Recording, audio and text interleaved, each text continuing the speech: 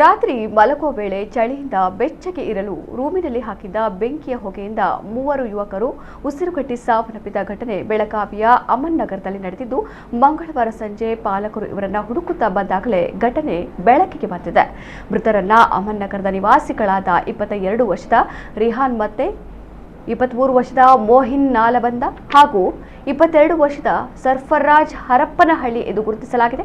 ಇವರೊಂದಿಗೆ ಮಲಗಿದ್ದ 19 ವರ್ಷದ ಶಹನವಾಸ್ ಪ್ರಜ್ಞಾಹೀನವಾಗಿದ್ದು ಚಿಕಿತ್ಸೆಯನ್ನು ನೀಡಲಾಗುತ್ತಿದೆ. ನಾಲ್ವರು ಸೇರಿ ಸೋಮವಾರ ಮಧ್ಯಾಹ್ನ ಯಾವುದೋ ಕಾರ್ಯಕ್ರಮಕ್ಕೆ ಹೋಗಿ ಬಂದಿದ್ರು. ರಾತ್ರಿ ಚಳಿ ಹೆಚ್ಚಾಗಿದ್ದರಿಂದ ಮಲಗುವ ಕೋಣೆಯಲ್ಲಿ ಇದ್ದಿಲಿನ ಒಲೆಯಲ್ಲಿ ಬೆಂಕಿ ಹಾಕಿ ರೂಮಿನಲ್ಲಿ ಇಟ್ಟುಕೊಂಡಿದ್ರು. ಅದೇ ಒಲೆಯಲ್ಲಿ 4 ಸೊಳ್ಳೆ ನಿರೋಧಕ ಕಾಯಿಲ್ಗಳನ್ನು ಹಾಕಿದ್ದರು. ಮಲಗಿದ ರೂಮ್ಗೆ ಕಿಟಕಿಗಳಿರಲಿಲ್ಲ. ಬಾಗಿಲನ್ನ ಭದ್ರವಾಗಿ ಹಾಕಿಕೊಂಡಿದ್ರು. ನಿದ್ರೆಗೆ ಜಾರಿದ್ದ ಮೇಲೆ ಕೋಣೆಯ ಒಳಗೆ ಇದ್ದಿಲಿನ ಹೊಗೆ ದಟ್ಟವಾಗಿ ಆವರಿಸಿ ಉಸಿರಾಟಕ್ಕೆ ಸಮಸ್ಯೆ ಆಗಿದೆ. ಆಕ್ಸಿಜನ್ ಕೊರತೆಯಿಂದ ಸಾವು ಸಂಭವಿಸಿದೆ ಎಂದು ಪೊಲೀಸರು ಶಂಕಿಸಿದ್ದಾರೆ.